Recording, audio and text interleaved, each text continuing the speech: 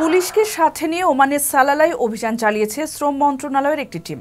এই সময় ১৫০ জন প্রবাসীকে গ্রেপ্তার করা হয়েছে। সোমবার ধোফারে শ্রম কল্যাণ বিভাগ এবং পুলিশ কমান্ডের সহযোগিতায় রাস্তা দখল করে অবৈধভাবে ব্যবসা পরিচালনার দায়ে তাদের হেফাজতে নেওয়া হয়। এসব প্রবাসীর বিরুদ্ধে শ্রম আইন লঙ্ঘনের অভিযোগ গঠন করে ব্যবস্থা নেওয়া হচ্ছে।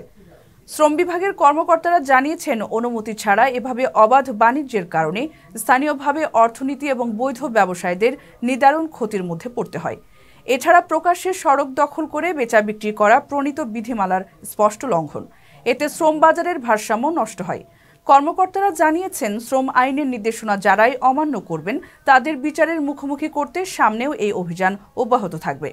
সালালার বাসিন্দা ও ব্যবসায়ীদের সহযোগিতা কামনা করে শ্রম বিভাগ বলেছে, প্রবাসীরা এই ধরনের কার্যক্রম করলে কর্তৃপক্ষকে যেন তৎক্ষণাৎ অবহিত করেন তারা। পরবর্তীতে অভিযোগ যাচাই বাছাইয়ের পর প্রয়োজনীয় পদক্ষেপ গ্রহণ করা হবে।